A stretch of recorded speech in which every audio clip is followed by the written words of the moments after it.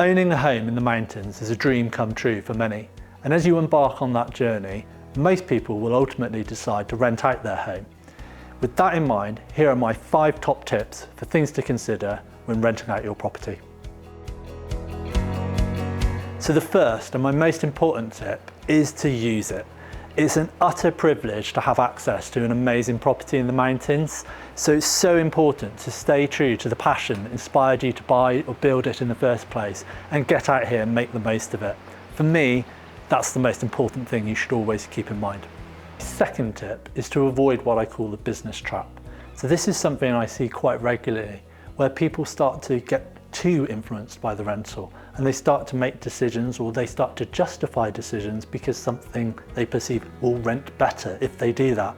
So they might start to specify facilities that they don't particularly want, but they add them in because they think it will rent better as a result. Often that's not always the case, and it can sometimes lead to a disconnect with the property. It doesn't feel like their home so much anymore. And that really conflicts on my first point about using it and holding true to that passion.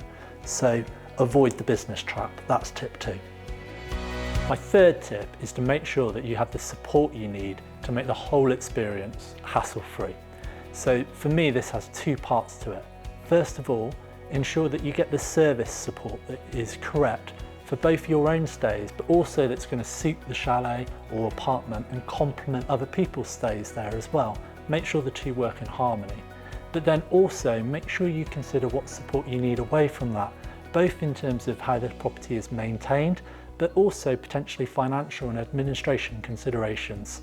You'll be dealing with different providers, service contracts, annual accounts even, potentially in a foreign country, and all of those things can be quite taxing if you haven't got the help in place that you need. I think it goes without saying that accidents do happen. Most people get very concerned about bigger issues, major damages or vandalism even. In reality, those sort of things virtually never happen, and actually those big events, if they do, are quite easy to cover with a security deposit, for example. What is harder, and is a reality of renting out your home, is the more general level of wear and tear. It's obviously going to be at an increased rate as if you were just using the property for yourself. So I'd have 2 things that I'd really try and keep in mind for this. 1, try to select hardware and surfaces and practical additions to the chalet when you're specifying it in the first place. And then second, perhaps hold back on those really special one-of-a-kind purchases. Or if you do want them in the chalet, perhaps we look at ways that we can remove those during guest use to make sure that they just stay pristine for you.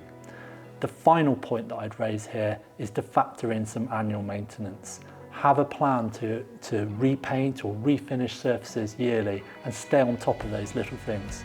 If we do all of this, then the property can be kept in perfect condition and you'll be enjoying it for years to come. So my final tip is to have realistic expectations. Any property investment is about the long term, it's not the short term.